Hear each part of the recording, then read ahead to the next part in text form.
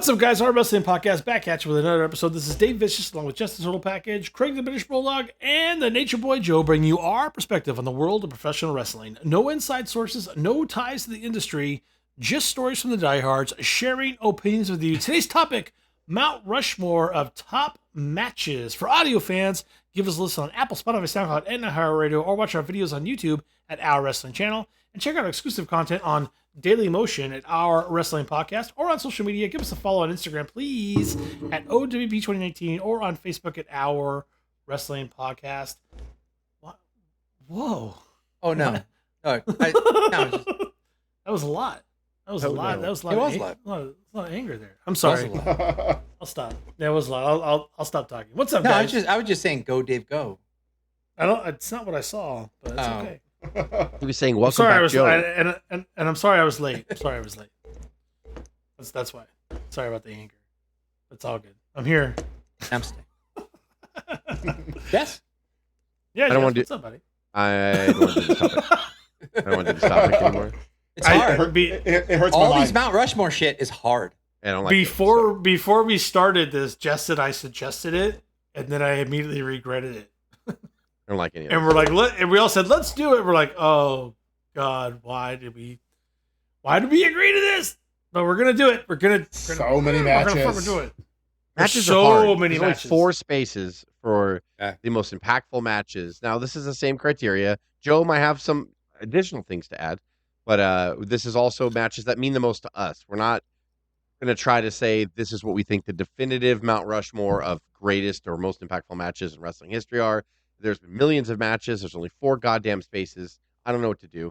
But even with criteria, I'm stressed out, and I I gotta go. I don't like it. Um, So yeah, we'll go around the room, and whatever the matches like that you feel that impacted the wrestling sport, or personally either kept you interested or moved you or made you more interested in a particular person, that's what we're kind of going to go with too. And Joe made a good point. I mean, Yeah. some of them might be. You might have a good match that wasn't a great technical match that was a attraction, but it still moved you. But 'cause Joe was giving us some good examples when we weren't Yeah, recording. Joe, about, explain your 2 points. Joe, the Zupan, So we the tried Joe's to- philosophy. Go ahead. We were thinking about trying to narrow it down a little bit so that we had a little bit of a focus. One being that the match, number one criteria was that the match had to be a good match and maybe not just a spectacle. So if that you turned the sound off, you would still be entertained and engaged with the match. Because there's a handful of matches out there that have big historical significance, not necessarily a great match to watch, or the match was enhanced because the crowd was super intense, or the commentary was spot on and really helped produce this match. And so the match, essentially had to be like a good watchable match. The second criteria that we were thinking about was that it couldn't be just a random match. There's a ton of matches that happen on a Raw or a Nitro between 2 great superstars that put out a banger, but it didn't really have any significance. It didn't move a story. It wasn't for a title. It wasn't. It didn't add anything to. It didn't move any sort of needle within the context of the feud. That's not to say it had to be on a pay-per-view or PLE, or it could have been a match that was on a Raw, but we wanted to have a match that maybe had a little bit of significance to it as well. So, all right. Does anybody you volunteer probably figure to it be out from there. Anybody volunteer to be the start this chain? Sacrificial lamb. Sure. I'll go. Fuck, Okay, go ahead. Go. Don't. I'll be quick. Don't steal my shit. You don't have to be quick. You just relax. Shit. Razor Shawn, WrestleMania 10, ladder match. God damn it. Go on. okay. Oh, no. No, we can Just for repeat, him- by the way, and don't be afraid to repeat. Yeah, because this is your personal as well. It might Yeah, we it might is. repeat in this, to be honest. There's almost 2 matches from this fucking event. It deserved this list. This ladder match was, I know Brett and Sean did it first in house shows to like figure it out, but this match was absolutely. It was TLC before TLC was a thing. It was hardcore before hardcore was a thing, and it was like so unprecedented. The very first steps and beginning into like this kind of era, and it was a great match with a great story. We were talking about that match too last night as we were watching All In, Joe and I, and the opening match of All In 2024 was the trios ladder match, and I said it's influencing the very match we're watching right now that just happened last weekend, like Ramon and Sean from WrestleMania 10, everything. And they were like, we could hang a title, we could put a briefcase up there, we could put a turkey up there, we could do whatever we want. Hugely significant. Change the sport. I mean, it was definitely a going forward that became a thing. And like, what's that's a good one. What's your number 10? Next up, not a 5-star match, but it didn't matter. The prestige was enough. Here we go. The year-long build-up was enough. Like, it was enough. The only time I've ever called the WCW WWF hotline was this night. That's how invested this little young lad was. Lawrence Taylor, Savage Hogan, WrestleMania 5. Really? That's a I get it. I get that. But again, I know this is controversial. I'm going first because it's not a 5-star classic, and that's what scared me about the Joe thing. Like, it was a good match. It wasn't a great match, but it was. No, but it was a good match. It was a good match. Okay, good. I'm glad. It was. I think it's Macho Man. How bad could it be? First of all, let's right. I think that works. Right. But that was a 2-year build. Right. Craig. That was the big climax of, up to that point, the greatest storyline that ever told. WWF ever told. That's where I'm coming from on it. Yeah, exactly. Yeah. It's a good pick. I didn't think about it. That's a good pick. Third pick, again, also a good match. I think they built a story, but I don't remember the exact story and the build up to it. But as far as impact in my life, in non-fans, in lapsed fans, in fans being started, I'll put Mankind and Taker Hell in a Cell on my top. That crossed my mind. Good, yeah, me too. There's so much in it. And that's a core memory, is what I would say, my friend. It's a core memory, and it was a core memory from one of the biggest periods in wrestling history. So everybody remembers that fucking match. You can't have a Hell in the Cell. Even nowadays, when they announce a Hell in the Cell, my first thought is Undertaker and Mankind. Yes. Like every time I hear the Hell in the Cell phrase. No one's done it like since them in the very first one. And then the fourth one on my, and I try to go through some stuff. I want to do modern era, and I will simply say this connected with me from my bottom of my heart, like is in cringe and the stooding up and screaming at the thing, and I just unbelievable. Like the beginning of kind of an era. There's been a lot of them. There's like a couple of guys that I want to mix all together, but I'm just going to say Ospreay. Bulldog Foundation. No. I wanted to do a tag team almost. I wanted to. Ospreay and Omega Forbidden Door 2023 is mine. Again, that one crossed my mind as well. I went another direction, but I mean, some of the stuff that we've seen in the last 3 years in AEW has been groundbreaking. Incredible. Just match wise, if you're just capturing matches, especially with Ospreay, I can't say another one I consider too because it was super polarizing. But that style of match has sparked a lot of controversy because it's very entertaining, but it's super athletic. I mean, you can't take your eyes off fucking Ospreay. Some people and say Omega, flippies, right? Yeah, Omega kind of started that. Not started it in this country, but he became really big for that style of wrestling as well. And so people, it's super polarizing. Like some people are like, "Fuck that shit," and some people are like, "It's the most amazing thing that I've ever seen." Right. So, yeah, right. Those are bad. I love it. I not bad at all. I'm gonna go next. You guys can wreck me if you want. You're gonna hate every bit of it. No, I don't. But I'll get my dick wet. Whoa! I'll get my first one. I'll get my first one early because I'm an Angle fan, so you're gonna get some Angle matches here. It's just the way it's gonna go. Apologize, not really, but I'm gonna go. Hey, right behind me. This one gets me every single time. That's WrestleMania 20. That is Eddie versus Kurt Angle for the championship, which has a fantastic way of pushing Eddie's title reign forward, Joe. I think I can't remember if but I felt like Kurt Angle was like his meanest Kurt Angle here, if that makes any sense. Had the mouthpiece in. He was like the aggressive Kurt Angle. He wasn't really having fun anymore. It was like, I'm here to kill you. And I'm pretty sure he wore the mouthpiece this time, and he's obviously got the bald head. He looks just ridiculously intimidating. And the whole time, we got Eddie over here playing possum with his goddamn boot and just constantly loosening the boot. And Angle keeps putting him in the ankle lock the entire time, and eventually slips out and gives him the pin. the match is amazing. It pushes Eddie forward. Eddie is lying and cheating and stealing to continue his title reign, putting on his best work. That is one of my favorite matches ever. It's why I bought when I saw the poster when it was available, because WWE has been putting out posters, and Craig, you got one too recently with I can see it on your right. And not all WrestleMania posters are out there, but when I saw this one, I instantly had to get it. And I'm like, I can't believe how big it is. I had to find the right frame for it. But I bought it specifically because of how much I enjoyed this match. Even though I'm a huge Angle fan, I love Eddie almost as much, and I didn't really care who won, but I was spun so well on the story because I thought there's no way Kurt's going to lose. And when he did lose, I was like, oh, that was amazing and fun. So that one is for me. Okay, I'm gonna get one more Angle match out of the way. Sorry, I have 2 Angle matches. Don't care what you think. Angle versus what? No, I just said Mark, my friend Mark. Oh yeah, I'm told Mark. I don't care. I don't care what any of you guys say. Angle versus Brock at WrestleMania 19 is. I still get dazed about it. I still freak out about it when Brock literally breaks his neck in that shooting star press that he probably never should have done after almost a 30-minute match. I find that match incredibly brutalizing, technical.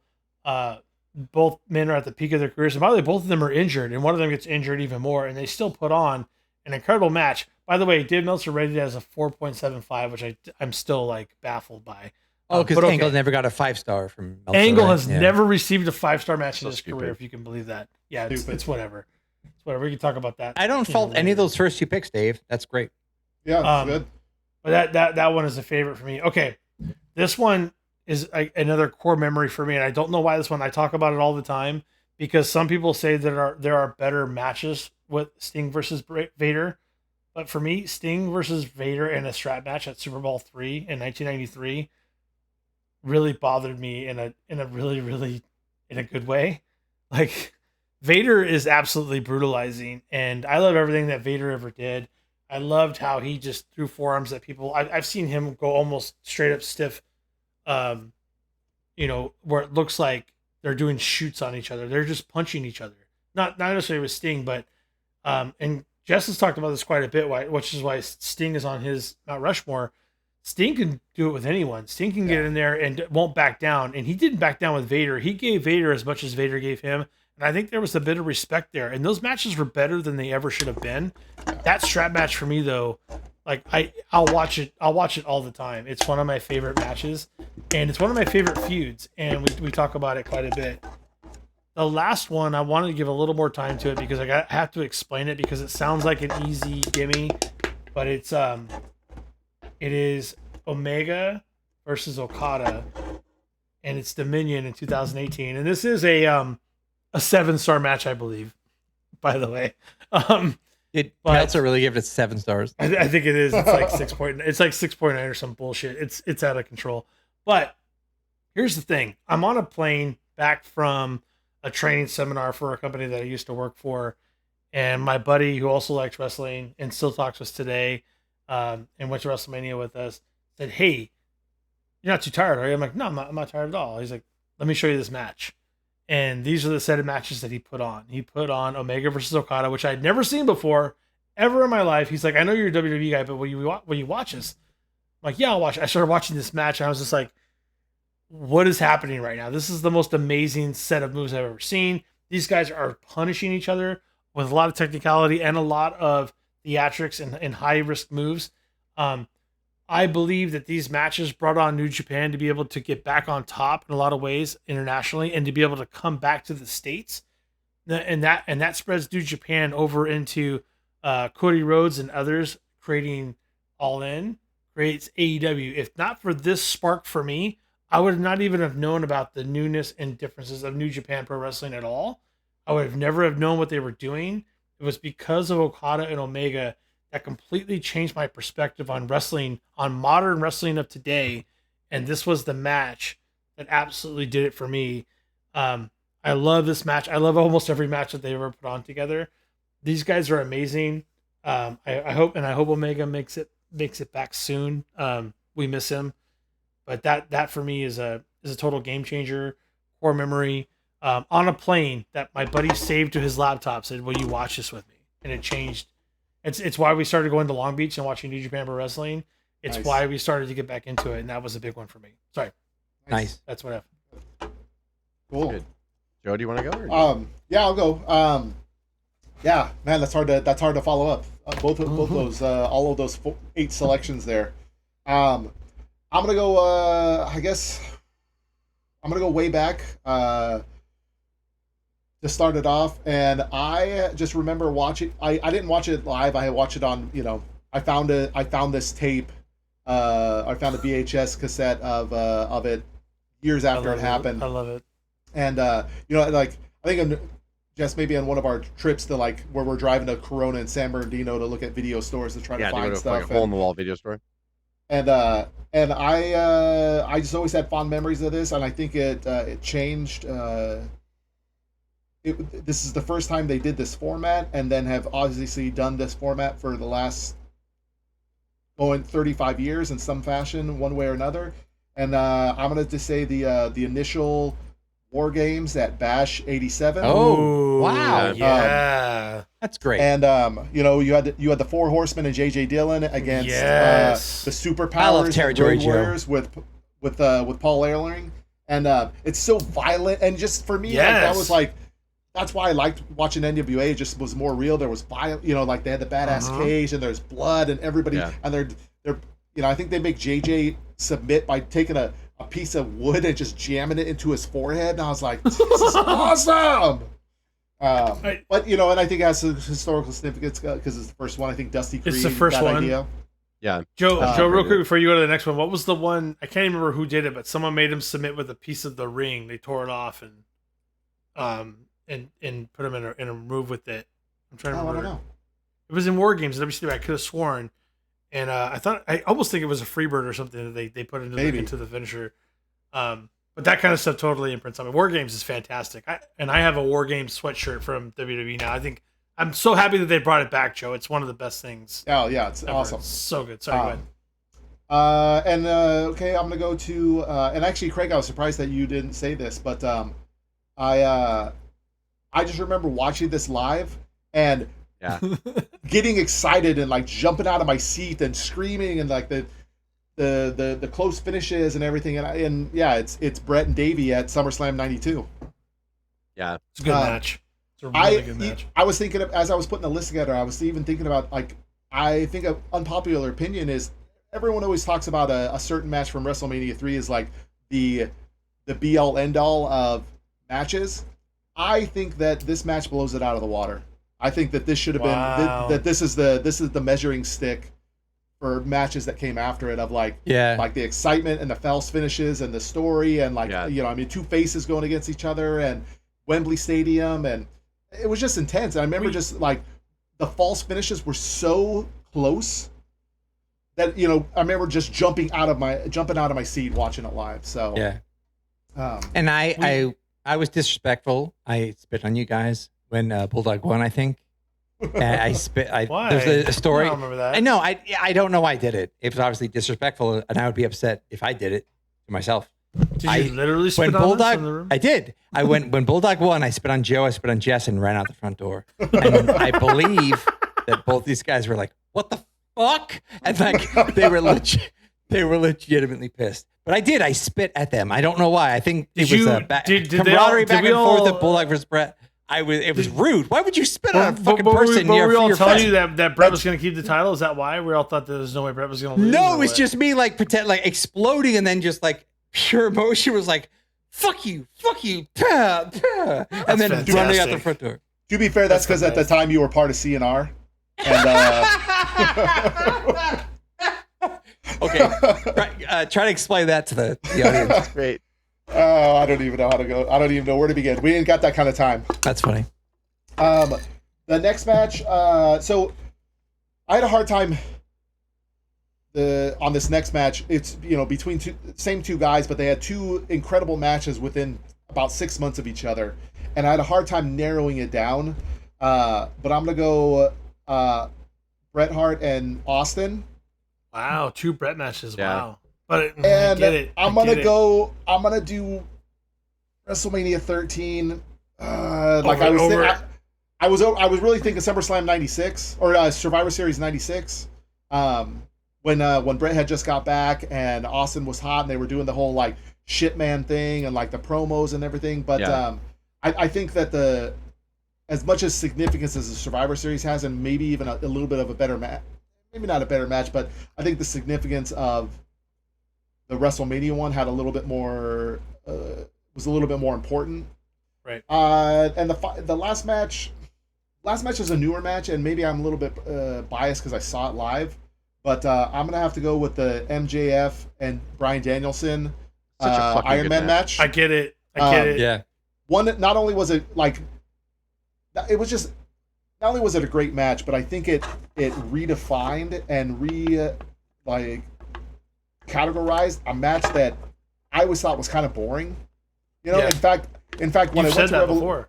when I went to Revolution, I didn't even know that it wasn't. I had forgot what the card was. I didn't know it was an Iron Man match. And when the second they announced it, I was like, oh Christ, really, an Iron Man match? Come on, man, 60 minutes. It didn't skip a beat. Every minute of that match is perfectly like executed. They did. It's what an Iron Man match is supposed to be. Anything that came before it pales in comparison, and it's now the new benchmark for any match going forward. What's interesting about that is everybody talks about Shawn versus Brett in that Iron Man match. I got more. You want to know what irks me? That people Right. fucking do that. I get so mad when people are like, "My Mount Rushmore is Brett and Shawn." I was like, that match is goddamn boring. Stop putting that on your Mount Rushmore. It is, and I feel bad because we that's talk a good about Brett a lot in example a of what I positive talk light. about when people think that it's forced. When you talk about any Mount Rushmore, they're like, "Well, you got to put this person or that person," or they'll be like with matches, they're like, "You got to put Shawn and Brett." I'm like, "You fucking do not." Like that match was boring. It wasn't. I mean, were they Jess ballsy and I were for there, doing it? Sure, and yeah. we can attest falling fell asleep. Craig fell asleep. Craig fell asleep. We talk about all the time. No, Craig I fell asleep. No, actually, our drama teacher fell asleep with Owen and Brett Iron Man. Yeah, You're we were right, at a house I show. fell Yeah, asleep in, my bad. Anaheim Pond, right? WrestleMania. well, right? It was very sleepy. yeah, very sleepy. Yeah. So okay, Jess, I'm gonna get my no baby oil. It's all up to you. No baby oil. I'm gonna get my Let's go. two out of the way. My first one is Steamboat versus Savage from WrestleMania 3. It was the first good wrestling match or great wrestling match that I saw because I became a fan right at the tail end of '87 /B. I mean, my first major event I saw was February 5, where Andre beat Hogan with the twin referees. That is like that started like my wrestling fandom. So when I rent videotapes, I rented WrestleMania 3. And because obviously they were telling in the video packages the whole history of the Hogan and Andre rematch. So I was like, well, I got to go watch WrestleMania 3 now. So that's how I started educating myself. I would just rent and go back. And we were watching it, and we knew it was like almost a year old at this point, but we were cheering in my living room. My neighbor Donnie and my brothers, we were cheering up and down for Savage and Steamboat like it was live. Like, and I'll never forget that match. It made me love Savage, and it made me love Steamboat. It's why I love Steamboat so much. It makes Joe crazy. Pop quiz, Jess. How many false finishes on that one? I don't remember anymore, but Monsoon, I remember would say it or something like that, or it was like 18 or something like that. Maybe that's a little crazy. Yeah, it was something. It was insane. Right? Maybe it wasn't as big as that, but it was a lot of false finishes, and nobody had ever seen anything like that in American wrestling or WWF. Because to piggyback off what Joe said, if you didn't like the cartoon Vince stuff, you went and watched Crockett. That's pretty much what you did, because the territories were getting a little tired towards the end of the 80s, and they were starting to disappear or merge with other people, because Vince was putting so much pressure on people with his product.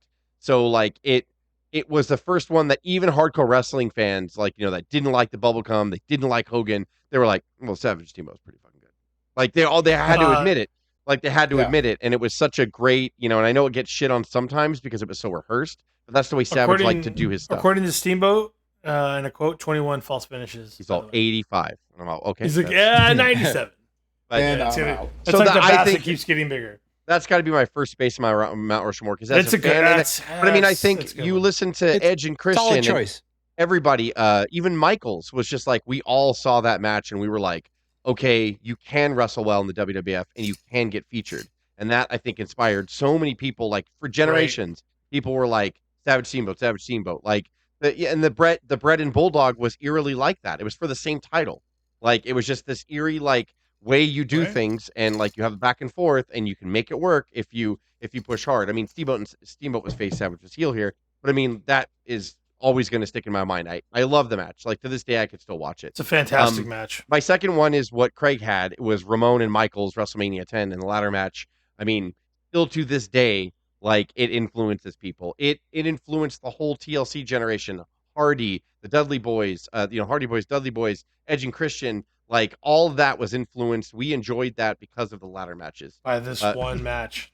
Yeah, because of the Ramon and Michaels match, and then they had a lesser known of rematch at SummerSlam in '95, which I think was more raw, and I enjoyed it more. But the mechanics of what they did at WrestleMania 10, it's the biggest Yeah. stage of the year, it's the biggest event, and like they didn't shit the bed, and they were so good that they overshadowed a Brett and Owen absolute classic, and like Yeah. it's hard to do. Like that match to this day, people still remember as like okay. And that was another match that changed wrestling trajectory. Like people were like, did. "Oh, you could do And Jess, objects. You can." I watched that SummerSlam match in comparison because I wasn't sure. I remember it's like, was it better? Like blah blah. My third spot is to preface it like why I think everyone's Mount Rushmore might be different except for a couple. It really depends on what you watched and when you came up. A lot of people are going to be like, well, in Japan, all these matches happen all the time, or in Mexico, we saw this person all the time, or in ECW of all places. I just didn't frequent ECW a lot until like 98, 99. Then I watched a little bit more ECW, but I can't claim to be a hardcore ECW fan that watched it in 94, 95, 96. That's not my claim to make, and I appreciate those fans that did. A lot of fans were saved by it. So a lot of people might say, "Oh, there was a better match in ECW than this," which they're probably right. But my third space stands out to me. I'll never forget it. It was Dean Malenko versus Rey Mysterio from Great American Bash '96. I'd never Wow. seen I love it. anything like Love Rey, it. and that was Rey's debut match. I'd never seen anything I like love him it. ever. Yes, I love it. I love Dean Malenko already, and WCW was trying in '96 to get the cruiserweight That was off the ground. the purple question mark tights, right? Or no? No, it was the pink one. The purple question mark, I think, was against Eddie. No, that was different. That's right. Against Eddie. No, I think you're right. I think The you're right. the pink, Sorry. there were pink question marks that he wore for Bash '96, and I had just never seen anything like that. And watching him and Dean work together, and Dean probably didn't have a lot of time with him. They might have met other places, but in ECW, I think they did a few tag matches together or whatever. But it wasn't a lot, and like it was just crazy that Bischoff was really trying to push the cruiserweight division, and it just impressed me. Like when I saw it, I was like, "This is why I will watch WCW over the other channel, Right. because it's different, and that's what I want." And I don't want to watch another company that's trying to be WWF. Like I don't want that. Yeah. I want to watch this, and like they had better matches too. Such a good selection. They Such a had good better choice. matches too, but this match was a pay-per-view match, and it was Ray's debut match. And I remember everybody talking about him afterwards. Everybody was talking about Ray. Everybody was talking about the cruiserweight. The cruiserweight started launching Nitro off in the opening matches, and they were off to the races. For like a year and a half, we were like, this cruiserweight division is the hottest thing ever. And that was Just because of Ray and what Dean. year? What year was that again? 96. Without this match, do we get Punk? Do we get Bryan? Do we get Jericho? Do we get and like? Do you get what do we get? Guerrero? My fourth choice is actually Samoa Joe versus Christopher Daniels versus AJ Styles at TNA Unbreakable 2005 for the X Division title, and it still holds up to this day, and that was influenced by that style of match from Ray and Dean and that whole crop of people. That cruiserweight division launched the X Division, even though Jarrett was very clear, like there's no weight divisions in the X Division, you could be whatever, but it just so happened that all the people that came from Ring of Honor or were trying to be. They were trying to be the next voice of wrestling. Like Christopher Daniels was too small, but he's one of the best wrestlers I've ever seen. AJ Styles is, Fallen Angel. He's okay, I guess. Samoa Joe, another one. And this triangle match, like in 2005, was so good. And as a fan, I was like, God, like this is why I watch it. It reminded me of the Ray and Dean match because I was like, this is why it's important to have another promotion. It doesn't need to be as big as the WWF. No one's as big as WWF. But we need other places where other voices can be heard. Vince would have never allowed this. And it was the modern style wrestling. You watch anything that is a derivative of Osprey and Omega and all them is everything from this time period. And Omega actually, I think was around like in this early time too, by the way, Yes. like in Ring of Honor. Yeah. So like he was influenced heavily by Ray, by Dean, by Guerrero, by Psychosis, by all those people that laid the groundwork. So that's my fourth choice is the Samoa Joe against Christopher Daniels against AJ Styles in a triangle It match. makes me so happy you put Samoa Joe somewhere in your top four. He was one of the was. best, like the Ring of Honor Mount Rushmore, which maybe we'll do. I mean, I don't. That's a I good followed one. it on and off, That's but a like good Samoa one. Joe is on the Mount Rushmore of Ring of Honor for sure. So That's He's one of my point. favorite. He's one of my favorite guys for so many reasons, but he falls outside of so many echelons of the Mount Rushmore. He's so incredible. Love Samoa Joe. I love that. Fantastic. And Good it stuff. matters where you watch and everything too. So yeah, I think I don't even know anymore. Like I was talking to Joe too. Like I don't even know if it would be common. Craig and I just happen to repeat the same match, but like I don't know. Like maybe people would say Sean and Razor because Sean's still influencing the product nowadays and all that too. But I think a lot of the fans wouldn't say that. A lot of the fans now did enjoy the Ring of Honor, did enjoy TNA, did enjoy New Japan, did enjoy all that stuff. So it's all over the place now. I mean, I think if we did a Mount Rushmore right after the Attitude Era, I think we would probably all repeat Savage Steamboat, the ladder match. You know, it would be a little bit more That's what common. we had. But That's what we as knew. when wrestling was trying to recover, because for the second time Vince fucking cleaned the fucking slate because he put everybody else out of business, but it had to start over again. It's like that's the best time though to become a wrestling fan. Is like you'll start to see the Ring of Honors, the TNAs, and then you'll see something in there, and you'll be like, oh shit, like, and then you'll see 10 years down the line, fuck, remember that match? Like now everybody wrestles like that. And it's so important that a secondary promotion has to live. It has to. You can't just be WWE. It can't. No matter how good they are at times, like it can't just be them. It can't. So that's why it's They important.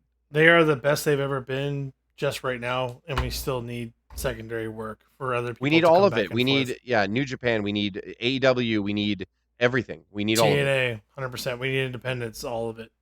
Yeah, Well, Brock. Yeah, we'll come have on. more of these for sure. I got more in the can, and I got more stuff. Like we said, Ring of Honor, Mount Rushmore, ECW, Mount Rushmore. We could do a ton of this shit. So it's gonna go on forever. So much stuff there. That's all we're For gonna do. audio fans, All of our for episodes from audio, now on is gonna be Mount Rushmore. yeah, it's Mount Rushmore every week. Every week, And then Mount you'll hear me Rushmore. complain at the beginning of everyone. I'm gonna throw up. I don't feel good. I don't like this. Yeah, the Jim Don't Carrey. take my shit. Yeah. For audio fans, give us a listen on Apple, Spotify, SoundCloud, and iHeartRadio, or watch our videos on YouTube at Our Wrestling Channel, and check out our exclusive content on Daily Motion at Our Wrestling Podcast. On social media, give us a follow on Instagram at O.W.P 2019 or on Facebook at Our Wrestling Podcast. For Joe, Craig, Jess, and myself, this is the O.W.P signing off. Have a good one.